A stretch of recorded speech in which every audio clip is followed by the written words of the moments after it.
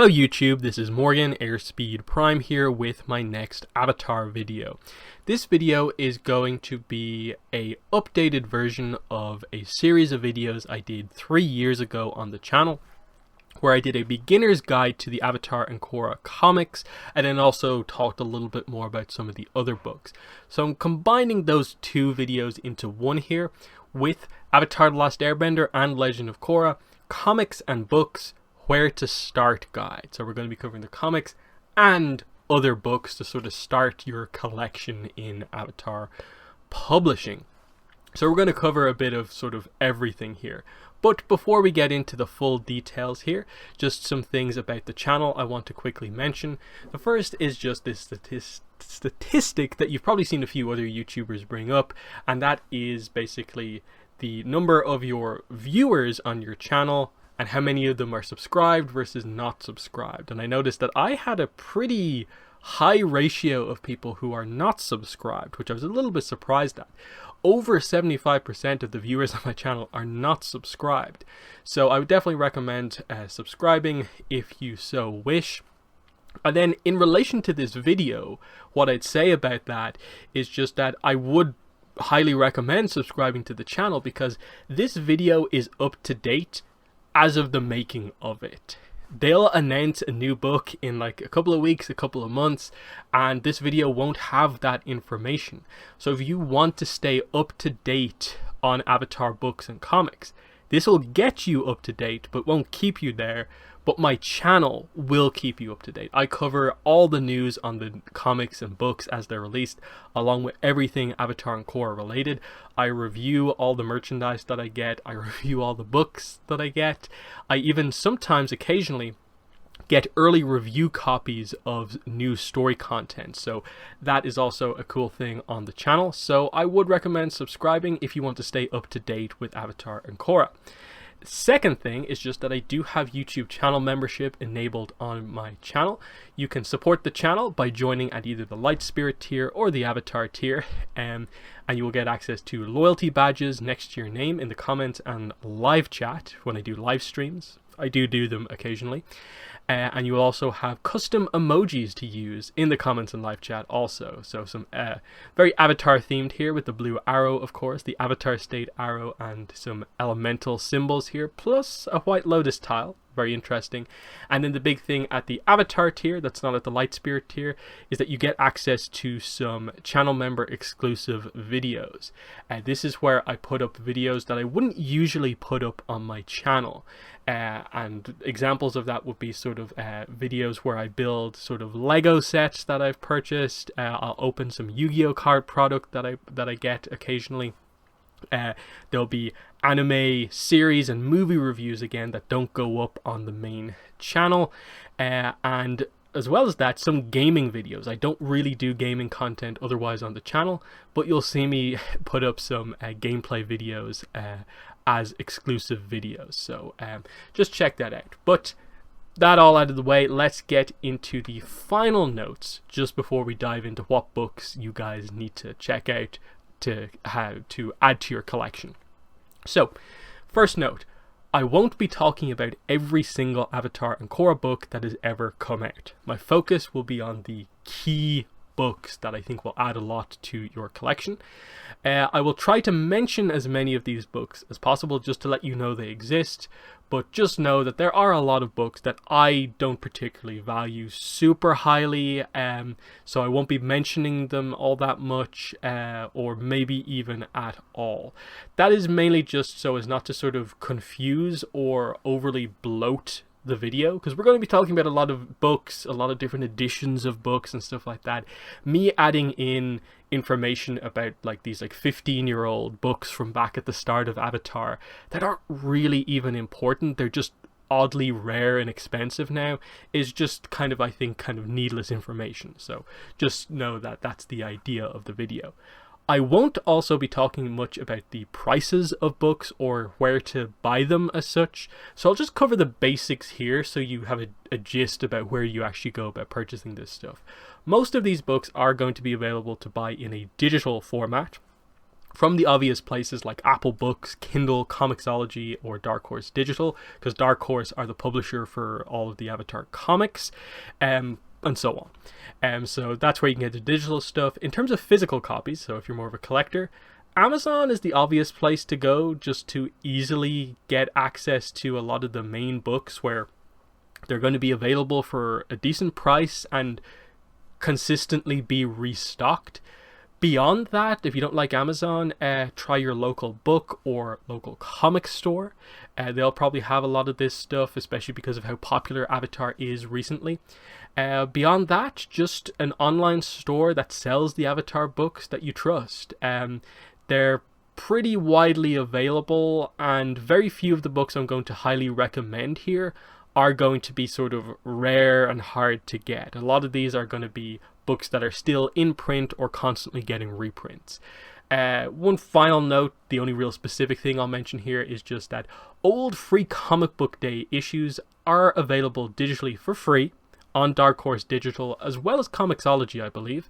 Your only physical option to get the older Free Comic Book Day issues is probably eBay, and obviously no one on eBay is going to be selling the Free Comic Book Day books for free, so you're going to have to pay a little bit to get those older books because you missed out on attending that year's Free Comic Book Day book. But I'll cover the information on all the Free Comic Book Day issues and how it's not as bad as it maybe seems. So yeah, let's jump in here, and we'll start with the Avatar Comic Trilogies, which is the mainline story content that follows the show. So if you've just watched ATLA and want to know what happens next, this is basically where you start. So while The Promise here is not the first ever Avatar comic released, it's the first ever sort of comic trilogy that is telling a substantial story, and one that is set directly after the show. So the premise for The Promise is Aang, Zuko, and Earth King Kuei disagree on what to do with the Fire Nation colonies in the Earth Kingdom in the aftermath of the 100-Year War. So straight away you can tell we're jumping into the aftermath. You know, very happy ending at the end of ATLA, but we need to remember that, yeah, the Fire Nation took over a part of the Earth Kingdom. What do we do with those colonies that are now part Fire Nation and part Earth Kingdom and have been that way for effectively 100 years? Generations of people have a bit of dual heritage. What do you do with them? What's the right thing to do? That's where the characters come into conflict about, you know, do we just displace people back to the Fire Nation even though they've lived in the Earth Kingdom all this time? Is that the right thing to do or not? How does King Kuei feel about it? How does Fire Lord Zuko feel about it? And Aang, as the Avatar in the middle, how does he feel about it? And as you can tell from the library edition cover there's a little bit of a sort of the influence of like the older leaders on things as well. So it's a really interesting story to kick things off. Now immediately you might be wondering here, whoa, there's like 5 different images here and there's 3 different types of the book. What's going on here? I have no clue what's going on. So the first 3 images are obviously the individual parts. They're called Comic Trilogies for a reason, because they come as part 1, part 2, part 3. The 4th and 5th image are both collected editions, different types of collected editions. I'm actually going to cut over to myself on camera with these books in hand to better explain to you the difference between the editions. Okay, so let's talk about the different editions of each book that is actually available. So you just saw on the slide there the idea that there's individual parts for each comic trilogy, there's a library edition, hardcover, and there's also an omnibus edition. So let's go over in hand what the actual difference is between all of them. So when the books are first released, they are released as individual parts. So that's why there are 3 individual parts. You get The Promise Part 1, The Promise Part 2, and The Promise Part 3. Together they make up The Promise Trilogy. These releases, these small comics, are literally just the comic. There's nothing fancy here whatsoever. It's just the covers and then the actual story content in the comics themselves. The more interesting stuff happens sort of after that. A few months after the release of the final part of The Promise, they released the collected edition, which is the library edition hardcover. So this is The Promise library edition. You see, quite a big book, quite a bit bigger than an individual part, so that's really cool to know. You get a new cover, the back cover is quite nice as well, and just in general it's really nice kind of collectible type book, and that's probably one of the main factors in terms of choosing what you want. This book really comes down to, are you someone who really values the idea of a hardcover and having the art be slightly bigger in size? And I say that mainly because I think the sort of extras don't really, to me, play too much of a role in terms of why you'd buy one edition over another. I think just the size of the art and just what quality of book is more of the factor here than anything. So very quickly, the library edition, as I said, it's all 3 parts in one. So while each individual part is 72 pages, this is like 200 plus pages long. So that's really cool. The main sort of extras thing is, as you can see here, when you open up the book, that the borders are quite wide. And that is because one of the extras you get in these books is annotations from the creative team. So you can see that text on the side there. This text is from Jean Luen Yang, who is the author of The Promise in particular. And throughout the book you get certain pages that feature commentary from the writer, artist, sometimes Mike and Brian, with a little commentary on what's going on that particular page. It's sort of fun to read, but for the most part there's not too many annotations. In a 216 page book, there's usually 60 or less pages of annotation. I believe the Rift Library Edition only has 38 pages that feature annotations. And what I would say is that this one here, that's probably about the longest any kind of page has annotations. Most of it is just a quick one-liner, and not much of it is particularly interesting. So I would definitely say you don't need to go out of your way to get this solely to read the annotations. If you value them, fair enough, but I would never say spend the more money on the library edition just to get the annotations. I think the more interesting extras are right at the back of the book. You get some concept art extras that I think are a little bit more interesting. So you can see how the book sort of comes together, character design, concept art here, and the different stages for certain pages, and they go over the cover and stuff like that. So I think that's the main thing here with the library edition, is it's bigger, you get annotations, and you get some art extras. The final edition for The Promise is the Omnibus edition. So this is The Promise Omnibus edition. So you can see it's a smaller book once again. It is actually the same size as an individual part. It's just thicker, of course, because it is another 3-in-1 collected edition. It's just a cheaper collected edition because it's not as big as the library edition. So that's the whole intent here. That doesn't mean it's back down to just being super simple and it's just the story content. You do actually get some of the extras. You don't get the annotations, but you do get the concept art extras at the back. So that is really cool. They didn't have to do that, but they did to make it a little bit more value for money. So for me, the Omnibus edition is probably the nicest overall edition if you don't want to pay the extra money for the library edition. The other thing with the Omnibus editions is that the spine is quite interesting. You can see this kind of part of an image. If we put that together with some of the other Omnibus editions, you can see we are making an image across the spine. So that's a fun feature that is not really present on a lot of the other things, but it is present here with the Omnibus editions, that you display them on your shelf and you make an image overall. So that's quite interesting as well. So yeah, there's the main difference there. For me, the decision is, do you get the library edition or do you get the Omnibus edition? Or I suppose, do you just get the book digitally? That is where it is up to you. If you are a collector, you might value the hardcover. If you're not, and you just want the content, probably the Omnibus is the best physical way to go. A quick word on Korra comics, just because there's a slight difference with these. So once again, they are the same size books, you know, 72-page, small size comics. Part 1, Part 2, Part 3, of course, for your... this is Turf Wars specifically. So that's fine, it's the same format there. Also, they are collected into a library edition, but the library editions are slightly different with Korra. The main obvious thing, if you have the both in hand, is that the Korra library edition is not as wide as an Avatar one.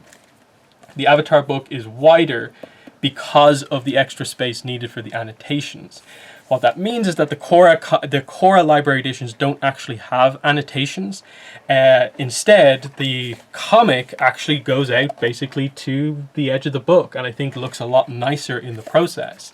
In the replacement that you get is that you get some sort of forewords at the start from the creators, sometimes Mike and Brian, and then at the end, once again, you do get concept art extras. But the main difference between Korra and Avatar would be just the kind of size situation. So when you put them on your shelf and you push them all the way into the back, sure, you have a little bit of an offset here, but you can always mess around with that by just bringing the core book forward and so on. But that is the kind of core difference there between the different sort of editions of each book, and then also the slight difference between Avatar and Korra.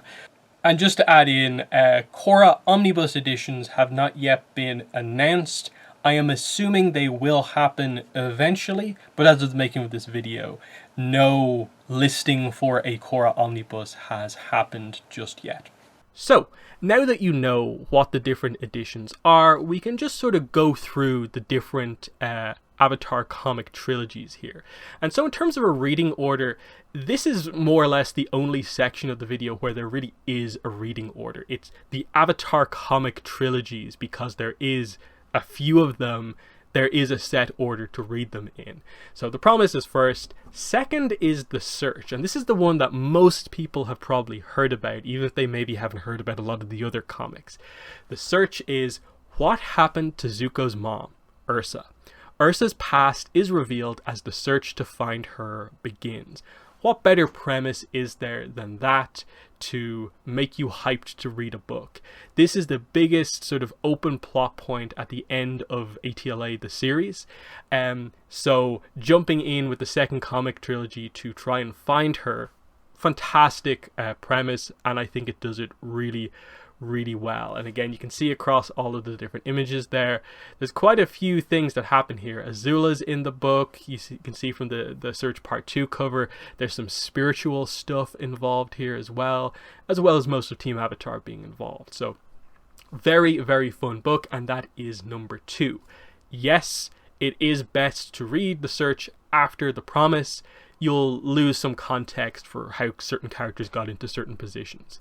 The third comic is The Rift. So The Rift is a factory built on sacred air nomad land brings Aang and Toph into conflict. Things get more complicated as it is revealed Toph's father owns the factory. So really cool book here. Toph as the focus, but also Aang. Another open plot thread from ATLA in regards to Toph's character arc. We got no resolution on her relationship with her parents. We know she sent the letter with Hawkeye back to them, but we got no resolution of that. Here, we bring her father into play and address that conflict, while she's also dealing with a bit of a issue with Aang. So a lot going on here. Again, spiritual stuff really good here as well. The first 3 trilogies are, at least in my mind, absolutely fantastic, and this continues that on absolutely. So we then move into comic number 4, and that is Smoke and Shadow. Zuko begins to encounter resistance to his rule, led by Mei's father Ukano. At the same time, children are being kidnapped by mysterious cloaked figures. How will Zuko handle this chaos? So Zuko comes into the forefront again. We're in the Fire Nation here and dealing with sort of more political stuff. People opposing Zuko's rule as the Fire Lord. And it's May's father, who's the main one behind this. You can see where the drama comes from in this one. Aang's involved. May is a quite heavy focus in this book as well. And you can also see from the omnibus cover, Azula comes back here in this one also. So it's a pretty important comic that everyone is wanting to see some follow-up to this one. Hopefully we'll finally get this in the kind of coming months and years. But the only thing to mention here is that the Smoking Channel Omnibus is not out until the 5th of October 2022. As I'm recording this now, it's towards the end of September. This book isn't actually out yet. Just be aware of that. But it's out soon, so that's pretty good. Avatar Comic Trilogy number 5 is North and South. Katara and Sokka return to the Southern Water Tribe for the first time since they left with Aang to start their journey. How will they deal with how much their home has changed? Again, really nice premise here of like, oh yeah, they've been gone for quite a while. And things have changed for them. The world has changed, they've changed. And how will they deal with all of that? They're going back expecting the Southern Water Tribe to be exactly what it was when they left. But it's not going to be. Very, very interesting stuff. The other point, obviously, is that their father's back. He's the leader of the South. So, Hakoda plays a decent role in this, as you can see that he's on the cover for part 2. Aang's here as well, and it's stuff like we get to see Toph in the South as well. It's a pretty fun book as well. Again, Omnibus edition is not out yet. The 22nd of February 2022. All twos there, is when this book is going to be released. So that is North and South. And then the final, for now at least, Avatar Comic Trilogy that sort of continues the main story is Imbalance. This is number 6. Team Avatar returns to Toph's father's factory to find that the area has developed into a large town. Issues between benders and non-benders are growing and are becoming violent. So you can see the sort of follow-up here of like, this is sort of more of a direct follow-up to the events of the Rift and also a little bit of the Promise. This is our first book that has a new creative team compared to the first 5 comics as well. So you can see here, the individual parts, the library edition. The omnibus has not been announced yet. I'm assuming there is going to be an Imbalance omnibus. I can't see any way they stop with just 5 of them.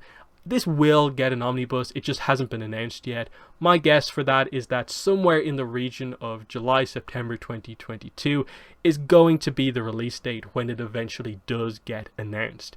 You have to keep in mind there is a big sort of shipping / printing crisis going on at the moment because of COVID, and this is affecting release dates for books quite heavily. So going into next year, who knows exactly when we can predict when stuff is coming out, but just know that there probably will be an Imbalance omnibus at some point. But as of this point, this is where the mainline series has ended. They switch things up after this as we go on. So as you can see here, we switch to one-shots. After Imbalance, Mike and Brian made the decision that the ATLA comics would switch from the post-series continuation comic trilogies to a new sandbox-style approach.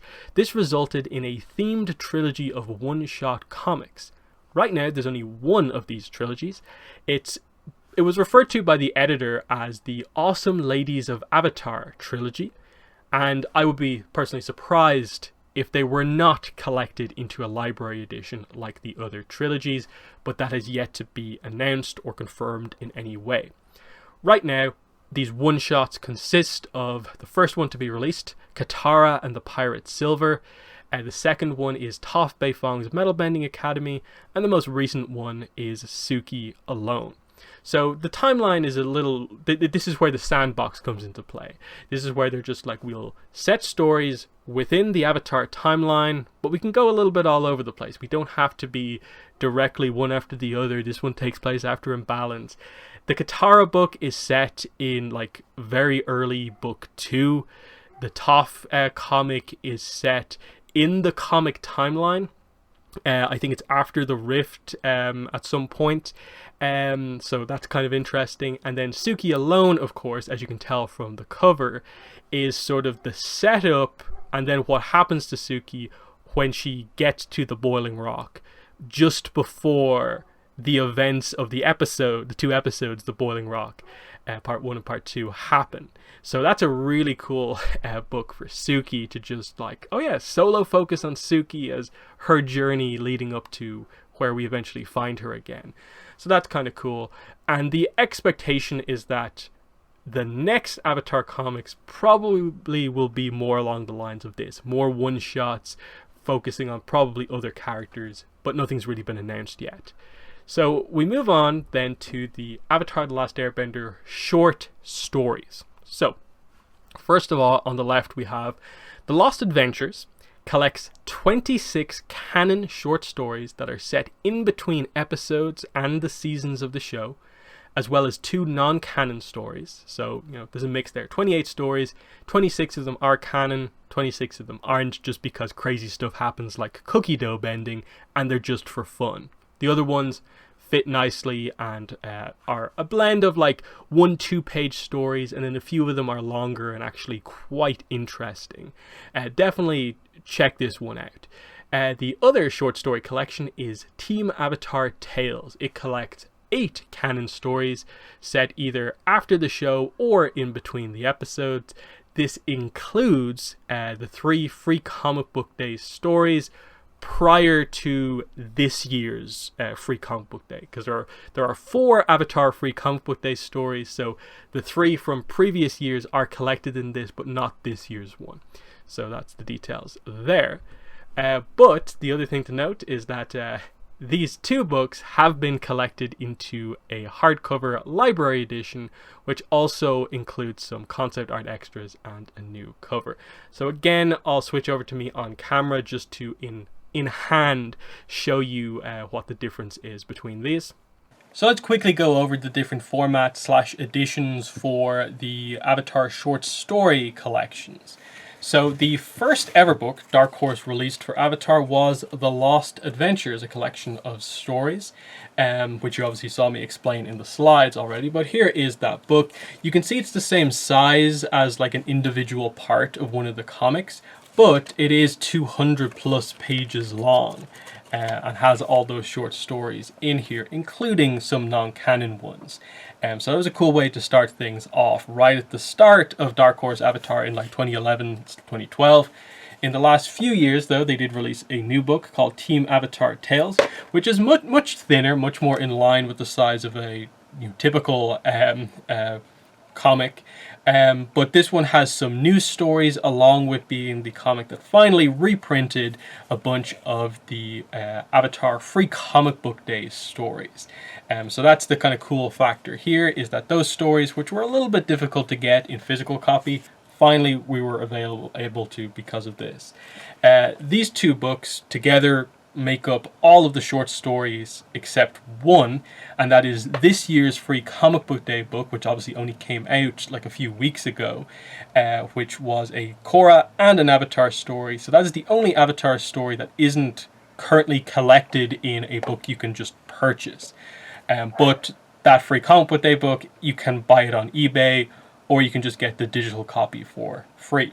What they did do, though, is that they collected The Lost Adventures and Team Avatar Tales together into a library edition. I wish they'd called it something like the short story collection, instead of just giving it the rather blunt and long title of Avatar The Last Airbender, The Lost Adventures and Team Avatar Tales Library Edition. But they gave it a new cover, really nice. Back cover is just a stock piece of art, but still looks quite nice. And beyond that, the only real thing to say about it is that art is out to the edges, like the Korra library editions. There's no annotations here, but you do get concept art extras at the back, which is the first time seeing them for short stories, so that's kind of nice. The other thing that they do here is that because it's a short story collection and there's like a million creators because of all the different stories, is that they do have a section at the back where they allowed those creators to have a little bit of a kind of a biography type thing, explaining sort of like who they are, what other stuff they've worked on, and that's cool just because there is so many people involved that they did that. So a few little extras here, but for the most part the main upgrade here again is that the size increase from the comics always only being available at this size or a normal comic size for the free comic book day books. So that's the main thing there. Which brings us on to just, I suppose, better explaining the whole free comic book day situation. So there are 4 Avatar free comic book day short stories.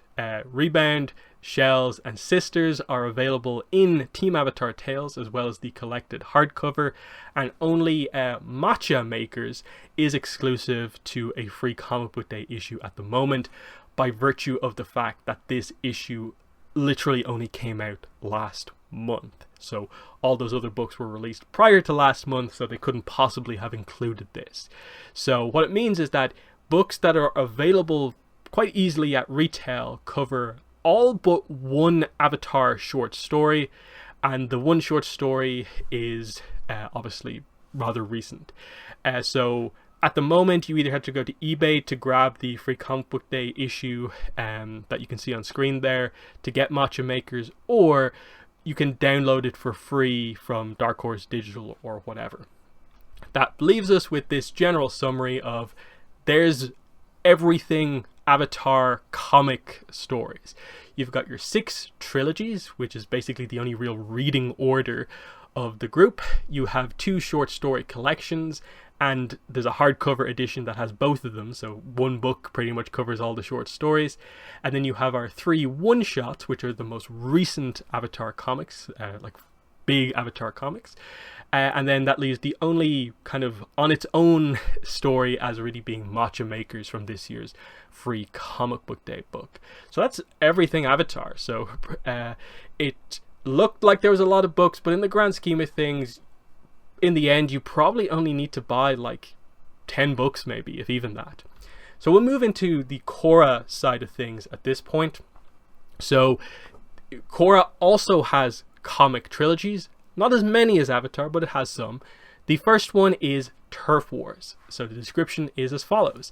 Korra and Asami return from their spirit world vacation to find conflict in Republic City, the presidential election, triads battling for turf, and the spirits upset about the new spirit portal. How will Korra bring balance? And again, you can see here individual parts. There is a library edition, and then as of the making of this video, Korra Omnibus editions have not yet been announced, but probably again will happen at some stage. I'd maybe be looking at some point next year to see them announced, just because 2022 is going to be the 10-year anniversary of Korra, because Korra premiered in 2012, and 10 years on is 2022. So I think they're going to do quite a lot for Korra next year, and hopefully we see a lot of that stuff happen. So that is Turf Wars. The second and last, as of right now, Korra comic trilogy is number 2, Ruins of the Empire. As the Earth Kingdom elections begin, the remnants of the Earth Empire rise up to try and gain power. Korra turns to Kuvira for help in stopping the return of the Earth Empire. Once again, it has individual parts and a library edition, and we expect there will be an omnibus edition at some point, but nothing's been announced yet. So this is a pretty cool story. Kuvira gets to jump into the spotlight a little bit, and it's, to me, a much more interesting book than Turf Wars overall. Turf Wars is more of a, if you're a really big fan of Korra and Asami's relationship, you're really going to like it, but if you are more into the plot side of things, Ruins of the Empire is going to be, I think, much more along the lines of what you maybe would want.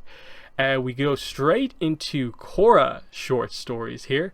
And this is actually the last of Korra comics as of right now. There are 3 Korra short stories. All of them are free comic book day issues.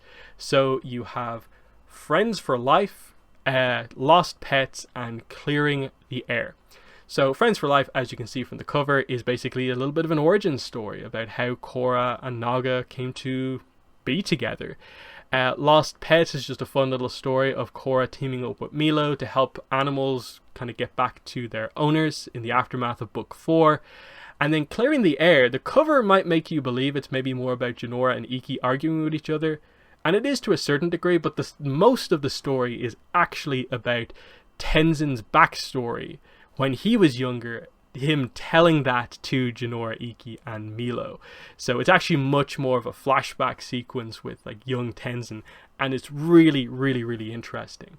Again, this is probably the only real complicated side of like all Avatar and Korra comics, is that these books, these 3 stories, have not been printed anywhere outside of their individual free comic book day book, meaning that if you want physical copies, you're going to have to buy these 3 probably on eBay, but you can get them digitally on like Dark Horse Digital, like I said. I expect at some point we will get some sort of a Korra short story collection that will include these, plus maybe some new stories, but again, nothing like that has been announced just yet. That leaves the summary of Korra comics like this: 2 trilogies, Turf Wars first, then Ruins of the Empire, and then you just have your 3 short stories: Friends for Life, Lost Pets, and Clearing the Air. Friends for Life obviously is clearly set while Korra is much younger. Lost Pets happens relatively shortly after the end of the series, and Clearing the Air also is basically at some point after the series as well. So the timeline and sort of the order that you read the short stories in doesn't particularly matter all that much. I would not really say there's much of a reading order for the short stories, in that just read the collections in the order that they're in and you'll get a sense for where they're meant to go. And so more or less one of the last things with the comics to mention is just, okay, as of the making of this video, what's upcoming? What do we know about but isn't out yet? And surprisingly, it's not that much, and this has probably been the main reason I've held off for like so long in making this updated video, because I wanted to make this video and be able to tell you, this is the next Avatar comic, this is the next Korra comic, and here's all this other stuff. But unfortunately, all I can really tell you is that there's only one brand new comic on the schedule, and it's a chibi comic. And it's unclear of if this is going to be considered canon or not, or if it's going to be treated just like one of the chibi shorts, where it's just its own thing, like it's the chibi canon where anything can happen. The description for the book makes it seem like it could be canon and might just be using a chibi art style, but either way, the idea with this book is that we're not expecting it to be mind-blowing. We're expecting this to sort of be a little bit of fun, and that's probably about it, and anything else is going to be a bonus. No one, I think, is really going into this book treating it as the follow-up to, you know, Suki Alone or anything like that. It really feels like it's this whole extra thing. But what it means is that there's no announced next Korra comic trilogy. There's no announced next Avatar one-shot or comic trilogy. Where we're at is a 3rd Korra comic trilogy has been teased on and off for the last year and a half, but is yet to be properly announced as of the making of this video. With ATLA comics, we expect more one-shots, in that why would they switch format very kind of publicly from the Imbalance style books to the one-shots and stop after only doing one batch of them. So I think we'll see more of that. The other thing to factor in here is, again, publishing delays because of COVID, and also delays in just organization in terms of Avatar content because of the announcement of Avatar Studios and them organizing what stories need to be told. I think everyone is just assuming that just a lot of this stuff is coming together.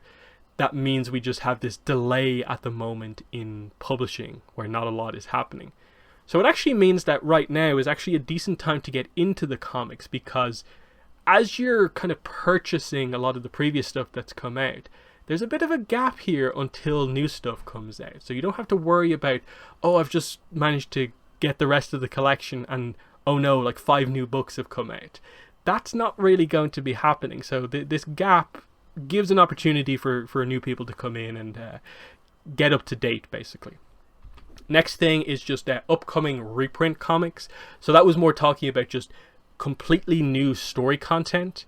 Here, let's just talk about other new books that are coming out. And I mentioned a few of them already earlier in the video. Smoke and Shadow and North and South Omnibus editions are coming. So it's the 5th of October 2021 for the Smoke and Shadow Omnibus, and the 22nd of February 2022 for the North and South Omnibus. We do expect an Imbalance Omnibus to be announced for release in the second half of 2022. We'll see when exactly that happens. We do expect probably a library edition for the 3 ATLA one-shots, so the Katara, Toph, and Suki comics. Seems highly likely, as Dark Horse always tend to release a collected edition of their Avatar books. I can't see it not happening in this case, simply because the creative team on Imbalance was the same as the creative team on the 3 one-shots, so why would they not do the same type of book? And then Korra Omnibus editions could also start to be announced in the coming months, since 2022 is the 10-year anniversary of Korra. So that's sort of just where we're at with the comics, basically. And then next we go into Avatar novels. So this is the really sort of exciting kind of thing that happened only in the last couple of years. So at the moment there are only 2 Avatar novels. Very, very easy. The 2 of them are both part of the same series, The Rise of Kyoshi, and the sequel to The Rise of Kyoshi, The Shadow of Kyoshi, make up the 2 Kyoshi novels. These cover the origin of Kyoshi, including her late discovery as the Avatar, her unique training, and her quest for revenge. Again, I don't want to spoil these books for you, just in case you're not aware of them or anything like that, but these books are absolutely fantastic. These are the most in-depth pieces of story content we've had since the 2 shows. There's so much to these. Everyone I've seen who's read these has absolutely loved them, and I think almost in a way, like before reading the comics, probably The Rise of Kyoshi and The Shadow of Kyoshi are the 2 things as an Avatar fan you should get to as soon as possible. It's definitely for me the mainline comic series, and then these 2 Kyoshi novels are the absolute focus you should have in terms of getting books as soon as possible. Final things to really say on the Avatar novels is just in terms of editions. The original release was the hardcover release when they were first released. So they're both hardcovers are also going to be collected together in a box set, which is due for release in October. As you can see the picture of it there, out October 19th, 2021.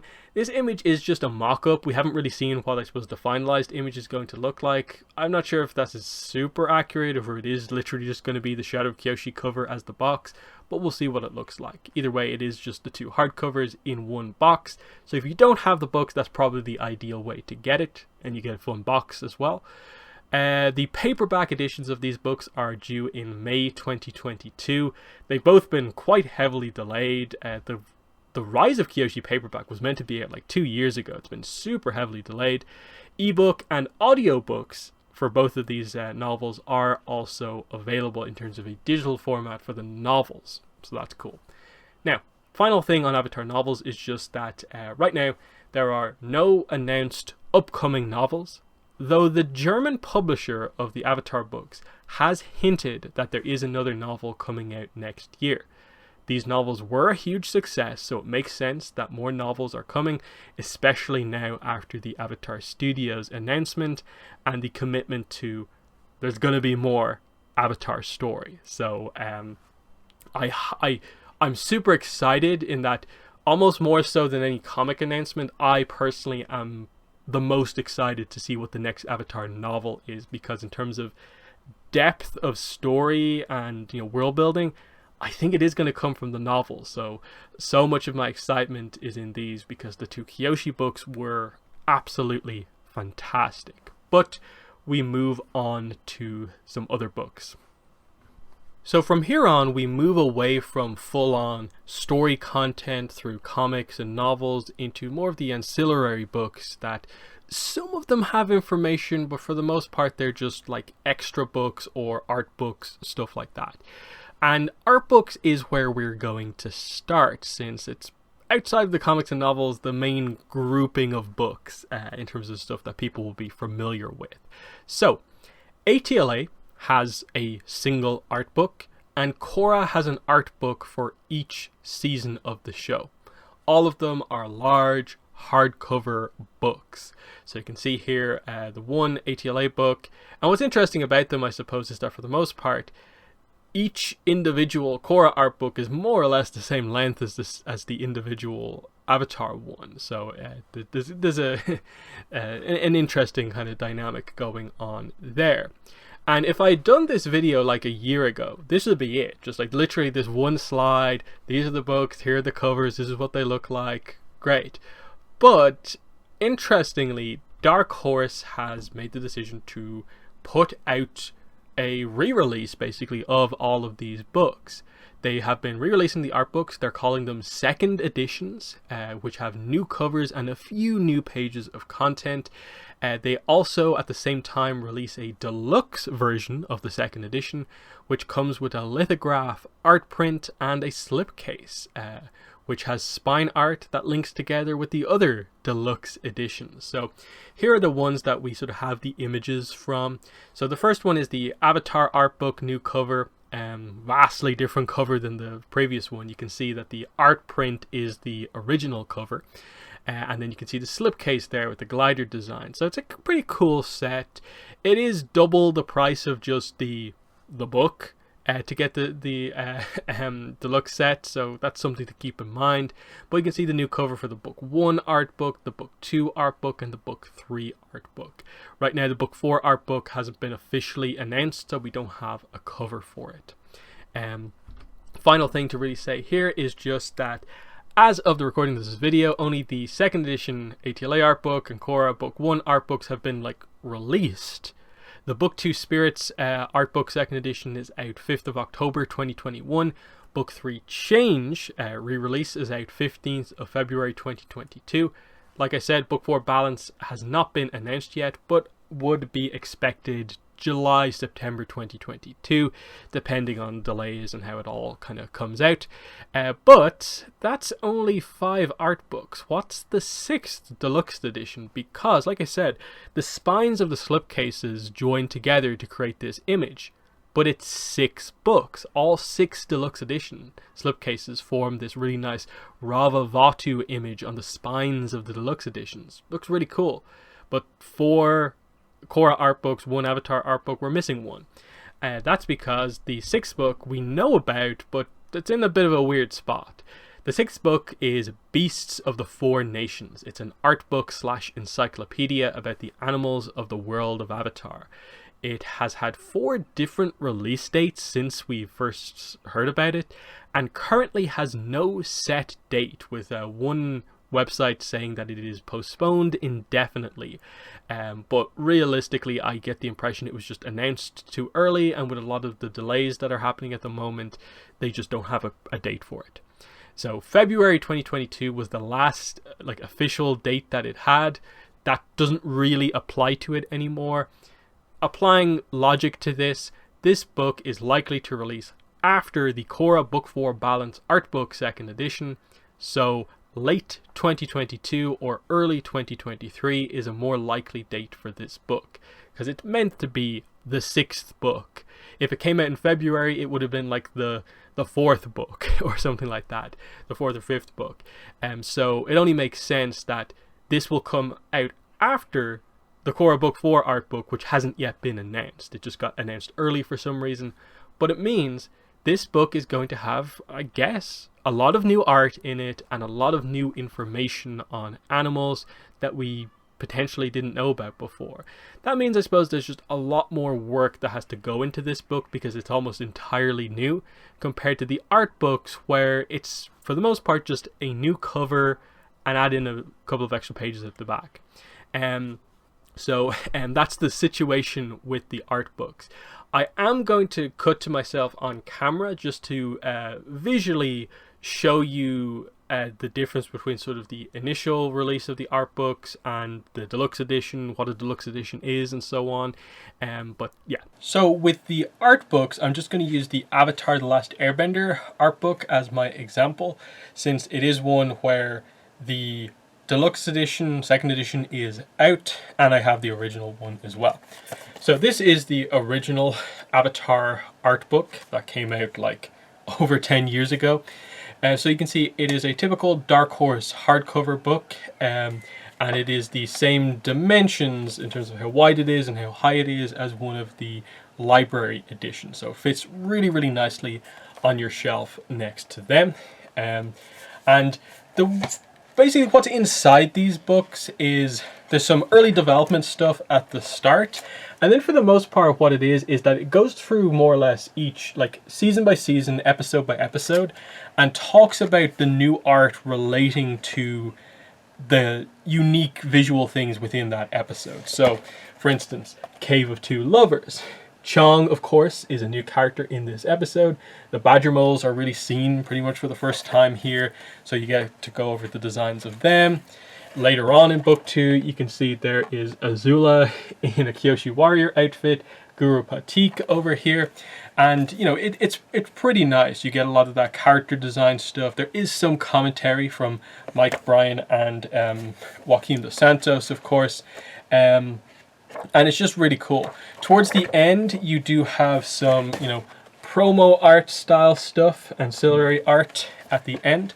And it's just, it's a nice book. If you're into just understanding kind of what goes into making Avatar, there's some really nice stuff here. There is also some pages that are more focused sort of directly on like the animation more specifically. And they're kind of cool as well. But yeah, it feels like it is sort of a must-have book. Like, unless you just really don't care about the art that goes into making Avatar, it's probably a book you should have. So that's the original one. Here is the deluxe edition. So this specifically is the deluxe edition. It's not the normal second edition. So this is the slipcase. You can see here has a nice individual kind of symbol here. For ATLA, they use the glider symbol with some air. It's pretty nice. And you can see here there is a little bit of a kind of design with the element symbols going on here. Here is part of the spine design.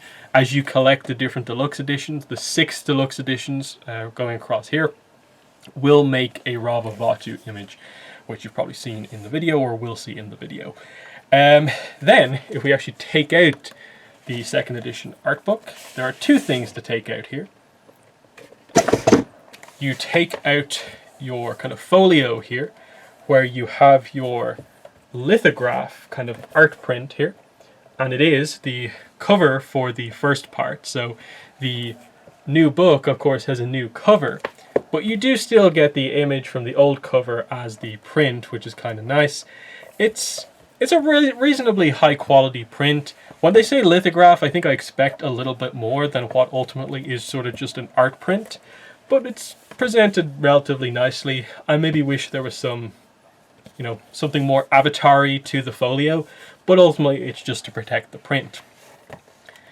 This book, though, is basically what you would get if you buy just the, you know, second edition art book. If you don't go for the deluxe edition, you still get this brand new cover. It just doesn't have the shininess here. That is exclusive to the deluxe edition here. The shiny arrow, the shiny eyes, the shiny arrow tattoos down here, and so on. There's the back. And the main difference here, the content inside is basically exactly the same, all the way up until the last couple of pages of the book, where there are some new pages with art that some of the creators have put up on like social media, Instagram mainly. So it's an art book, so the edition is newer art. Personally, I wish that a lot of the new art was more of the, you know, the Blu-ray cover that had came out since the original art book printing. Instead, they went for just basically the sort of fan art that the creators had put up in the, more or less within the last year or two. So that's kind of interesting. And then there is a little kind of ribbon bookmark. It's gold, kind of nice, to make it a little bit more deluxe. But the main thing you need to kind of consider when it comes to deluxe edition versus just getting the standard edition is that the price is doubled if you get the deluxe edition, and you have to do that value proposition in your head for, is the slipcase and the folio with the art print in it, are these 2 things worth basically the same as the price of just the book on its own? Yes, there's some subtle extra new things like the shininess on the cover, the ribbon bookmarker and stuff like that, but that's a decision for you to make. As a collector of a lot of Avatar books, I personally got the deluxe and am collecting the deluxe editions in part because they do have this cool collectible aspect with the other deluxe editions.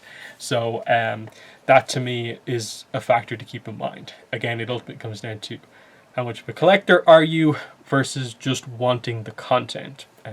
So that is the art books. You know, I do have, of course, the Korra art books here, and I do have the Book 1 Korra Deluxe Edition, but it's basically the same thing, just with the different kind of images and so on. The art books are still organized in a pretty similar way, where they go through it season by season, book episode by episode. So that is the art books. So with that information on the art books out of the way, we can move into another grouping of books that I think is sort of interesting and I would still recommend to people. And that is what I'm calling the Insight Editions journal books. So Insight Editions is the publisher of these three books, and they're called journal books because they're in-universe books, with the idea being that each is written by one of the characters to give to another. These books feature pull-out inserts like postcards, bending scrolls, wanted posters, and a lot of like new art, basically. So this is one of these situations where this book I think is best explained on camera. So once again, I will show you in hand what these books are like. Okay, so let's go over the Insight Editions books and also the Lost Scrolls collection, just so you guys can have a better idea about what exactly these books are. So, like I said, they're kind of journals written by a character. They're kind of meant to be viewed as kind of an in-universe artifact style thing. So Avatar Legacy is written by an older Aang to give to Tenzin when Tenzin was younger. So it's, you know, it's part fact file. Part of it is sort of like letters from Aang and his friends to Tenzin. So there's some interesting stuff, but a lot of it's just sort of fact file, like the Western Air Temple, some basic information on the Western Air Temple. There are pullouts in throughout the book, like this kind of waterbending scroll as like this pullout here. You get a kind of Appa looking for poster. Like I said, there's postcards, so you get Bossing Say and the Royal Palace postcard and stuff like that. There's kind of a, you know, field guide to the some of the animals here. It's kind of cool. The interesting thing about these books is that sort of visual sort of flair to it. The fact that you get some new pieces of art, you get the fun visual pullouts, and you get some cool new pieces of art as you go through the book as well. Let me try and find some of it off the top. So, like, you know, we've seen stuff like this before, a royal family tree, but with new art. Well, you can see there was an opportunity to maybe go a little bit more in depth into the family tree, but they didn't do more than we already know. So there's that. There's Tenzin writing a little piece, Sokka writing a piece to Tenzin. So you can see there's a new image of Sokka there. It definitely tries. I'd say the best part of the book is this letter that Katara writes to Tenzin. This is the bit that probably feels the most like truly in character, where it actually like adds something to it, to the book. You of course get the Katang family picture and the like, but a lot of it is kind of a little recappy, just basic fact file stuff, and it's not the most like interesting when you read every aspect of the text. So visually cool, information wise could do a little bit better, and I think that's basically it across the books. The way I'd order it is that I'd say Legacy of the Fire Nation is the best of the three, Legacy is the second best, and unfortunately in Avatar's Chronicle is the weakest of them. The reason for that is because, of course, this has the impact of at least touching on the gap between Avatar and Korra, which is interesting. Legacy of the Fire Nation is written by Iroh to give to Zuko, and because Iroh is such an interesting character, even though they don't really have any new information, the vague mentions and allusions to just the events of his life and bringing in some of the Korra stuff with him is just very interesting to just like mention Lu Ten, have these little back and forths between Iroh and Zuko. Like, there's a few letters, like literally, like this is a pull-out letter to Iroh from Zuko, and you get them at like different points in his life. You get a younger Zuko writing to Iroh. Then you get, at the end of the book, an older Zuko writing to Iroh as well, and there's some kind of fun bits. Again, it could have done a little bit more, but visually there's some really, really nice stuff here. In the second book, so in Avatar's Chronicle and also Legacy of the Fire Nation, they brought in a new artist, Sora Medina, and some of her art is absolutely fantastic, and alone is a reason to check out this book. Like, look at that image of Iroh there when he was a general. Really, really nice. And just a lot of that stuff just comes across really nicely in this book. There's a younger Azulon, so that's like a really interesting little bit. Just little things like that, like Iroh coming to visit Katara when Kaya and Bumi are around. Like, what a cool image, and like that feels more canon, that image, than most of the text in the book. That's kind of where it's kind of interesting. So Legacy of the Fire Nation is definitely worth checking out. Again, the visuals in An Avatar's Chronicle are good, and there's some really, really nice stuff. Like, look at that image of Korra watching Republic City. There's a nice image of Janora, and again, pullouts with little things on them. There's a really cool Unavatu and Unalaq. Amon. The Sora Medina art is very, very good. The problem that this book has is that it is way too much of a recap of The Legend of Korra.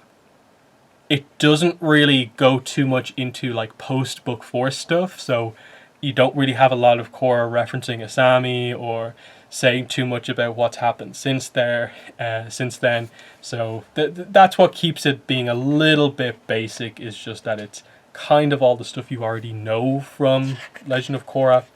They try, here's like a letter from Zuko to Korra, Toph, of course. So they try, and as much as like I'm being a little bit sort of like critical here, there's a difference between the comics, the novels, and say something like that. These I still feel are sort of like some of the best of the other books. So that's what the Inside Editions books are like. Definitely sort of recommended, even though they don't have a lot of new information. The art and pull-out stuff is really, really cool. So next we'll go on to just an individual book, and one of the few older books that I'll even bring up here as like, yeah, maybe you should try and pick this one up if you can. So the oldest book on the list here that I'm bringing up, this collects 4 smaller books together. It is basically a fact file / data book style book that covers information on each of the nations. A lot of it is basic recaps of the episodes of the show, but it does feature some information that is not covered in other books. What I will say though is, if you don't have access to this, Avatar Legacy, the first of the Inside Edition books, does cover a lot of the same material, so don't overly worry if you can't find this book. And while I'm here, I suppose this is where I'll briefly mention stuff like, Earth Kingdom Chronicles, and then the Sozon's Comet novelization that came out. It's basically from the same publisher. The books that they released during The Lost Scrolls was basically their book 1 books. Earth Kingdom Chronicles was their book 2 books, and then the Sozon's Comet was their book 3 books. Most of it is just recap stuff, and I know a lot of people will bring up the idea that, but wait, in the Earth Kingdom Chronicles and Lost Scrolls, the recaps are written in such a way where it's from a specific character's perspective. So you actually get this like internal dialogue from that character as they go through this episode. And a lot of people bring up a lot of this stuff when they do in-depth character analysis, because the book covers, what the character's thinking in their head. I don't tend to value that highly. One, from a canon point of view, I get no impression that Mike and Brian were really involved in these books in a lot of places, just because if they were, I think there'd be a whole lot more new information in them, and I don't really think that the writers of these books were given extra information to help them write inside the characters' heads. So for the most part, my interpretation of that is just that it's the writer assuming that this is what the character is thinking. So I wouldn't really bring that sort of stuff up from a kind of canonical point of view myself.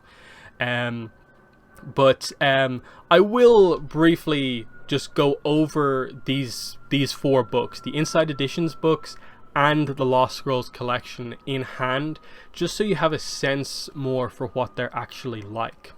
The other one I'll mention is just very quickly the Lost Scrolls. It's an older book, obviously from basically 2008-ish, right towards the end of ATLA. It collects 4 books together, basically the Lost Scrolls for Earth, Water, Fire, Air. And part of it is just sort of recap. It's literally just, it's Katara telling the story of this episode, but from her perspective. Sokka telling the story of this episode, but from his perspective.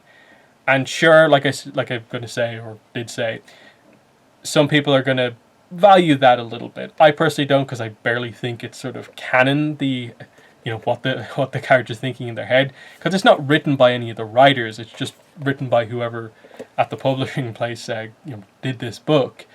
The kind of interesting stuff to a degree is the fact file type sections, where it goes over the water tribes and their philosophy. It covers the season that the waterbenders are strongest in. It covers a little bit on the animals of the water tribes, the location, natural resources, food. So it's a weird one where half of the book is the recap, and half of the book is sort of the more interesting stuff. It's definitely sort of hit and miss with that regard, in that even the fact file stuff, a lot of it is very basic, and you are just looking for a handful of pages where there is a little bit of new information. But it's the reason that it's one of the few things from earlier Avatar publishing that I do mention, just because there's at least a few little bits in this one. But what's interesting about it is that the writer of this book is the same as the writer of this book. So there's a lot of overlap in terms of the information in both of these books. So if you can't get this does much of the same job, and better, because it's got more of a dynamic going for it, whereas this is a little bit too recappy for me. But there are these sort of extra ancillary books. Like I said, I think you can't go wrong with just picking up these 3, but just keep your expectations in check about information versus just going for the visuals, basically. Some different books that are literally more for the collectors that I'll bring up here are the poster collections and also the coloring books. So the poster collections are these really large books that are literally just a bunch of posters. They made one for Avatar and they made one for Korra. High quality prints of the posters that they have here. And then the coloring books, again, one for Avatar, one for Korra. High quality adult coloring books. So if you're interested in that, grab them. Again, I'll have a little on camera section here to show you in hand what these books actually look like. And one of the last things I suppose to show off on camera are the coloring books and the poster collections. So I've done videos on these on my channel before, but if you're not familiar with them, here's the coloring books of ATLA and Korra. As you can see, the way they do them is, of course, you color only on one side, and then there's sort of a quote on the other side. The art is new, and it's kind of interesting. I suppose it's art more suited to doing kind of coloring. They try their best across all the pages here to cover a variety of different sequences from the show. So Blue Spirit there's Sokka and Yue. If we skip ahead a little bit more, we have the team, including Toph, just sort of camping out here. You have the Agni Kai from towards the end there.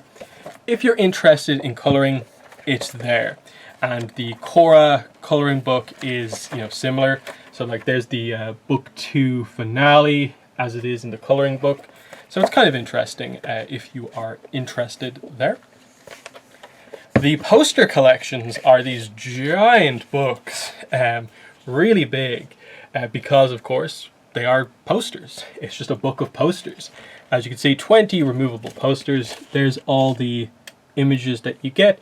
So it's a selection of sort of background art and also sort of general promo images. The printing quality is like really high, really nice. Like there's the Op Wanted poster. Of course, we got one of them in the Inside Editions book. You know, some background images.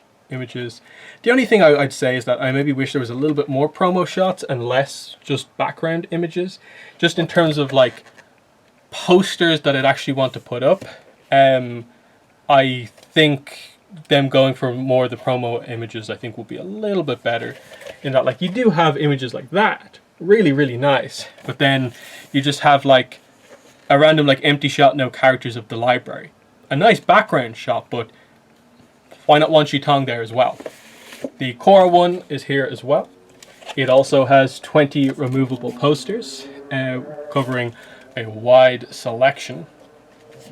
And again, it includes stuff like, you know, poster of the Katang family, as well as, like, say, Milo's portrait of himself. Just really cool stuff. Like, if you are interested in that, like, you're struggling to find Avatar Korra posters anywhere, pick up these books and you have 20 posters. I'm not sure about how available they are or stuff like that, but they're out there just as books you maybe should know about, and you can pick them up if you wish. Which brings us more or less towards the end here. I'll just a few more books to mention here in terms of stuff that's relatively recently coming out. So the first book here, out 9th of November 2021, is going to be the Avatar Last Airbender official cookbook. It's one of those ones, this is, again, from Inside Editions, so we sort of know what to expect here. They've done this for a lot of other franchises, the official cookbook for Destiny, World of Warcraft, and so on. The way to view this is more that it's not really meant to be an in-universe thing. They try to make it like that, but for the most part, you have to treat this as just being a real-world cookbook that is slightly inspired by Avatar, rather than it's Avatar 24/7 within the book and we're trying to make it all about Avatar. The Avatar flavor to this book is probably not as much as you think it's going to be. Again, I will be buying this book. I'll be doing a review on it when it comes out, and we'll see just how good the quality is. But from the preview pages, I don't get the impression that there's going to be too much information here. So this one is more, get this book because you like to cook, not because you're super interested in the Avatar aspect of it.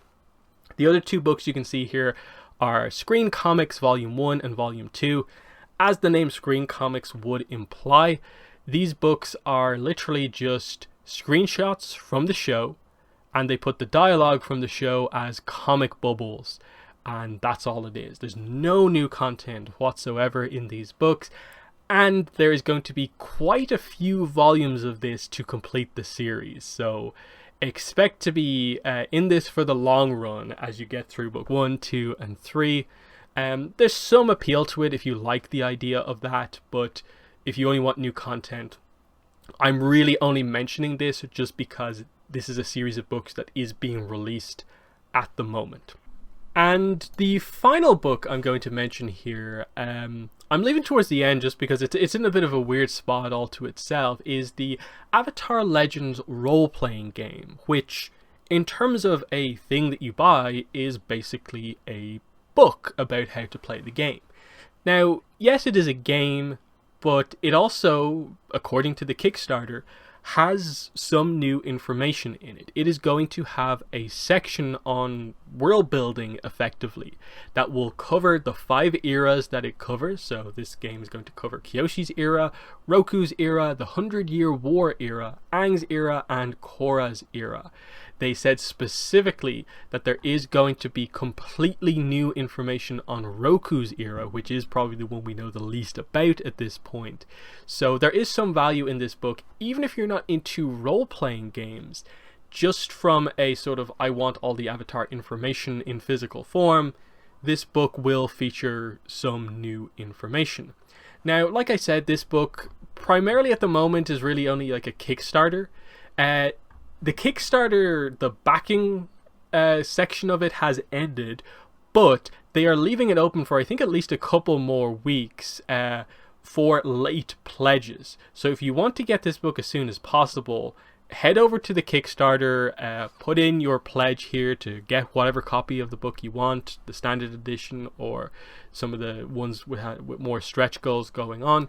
You know, it will be some really nice books. One of the stretch goals or the pledge levels allows you to get a sort of special edition version of the book that no one else will get unless they were part of the Kickstarter.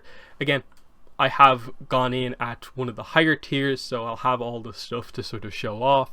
But just to mention that here at the end is just that if the concept of the role-playing game aspect of it or just the information inside interests you, definitely look into the Avatar Legends role-playing game Kickstarter, because I think it will be a book that a lot of people might be left sort of kicking themselves that they didn't get in on. It will, once it gets around to being delivered to Kickstarter backers, be available for sale. But again, it's one of those things where it's going to be a little bit more of a niche kind of book in terms of where it's actually going to be sold. So I wouldn't necessarily rely on the book just being like, oh yeah, I'll just pick it up like a year from now, just because of how popular Avatar is. So I feel with this one, get in on it sooner rather than later, and that's the way to go with it. So yeah, I think that's basically everything. Like I said, this video was not to cover every single Avatar book that exists. It was just to cover the main ones. Like if you want to just get familiar with all of the story content, most of where the information comes from.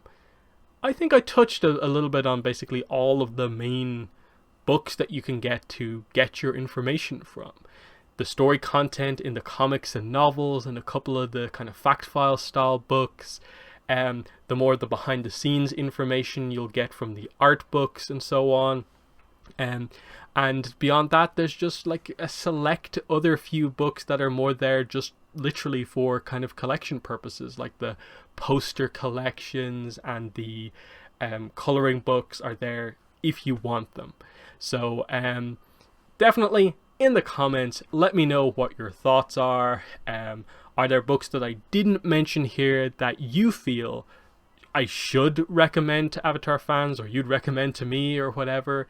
In general, let me know what your thoughts were on the video, what books interest you, which ones don't, and especially if you are a little bit more up to date, let me know what your thoughts are on future Avatar comics. Why do you think things are a little slower at the moment? When do you think we'll finally get some news about the next new books? But that has been the video. Thanks for watching, and bye.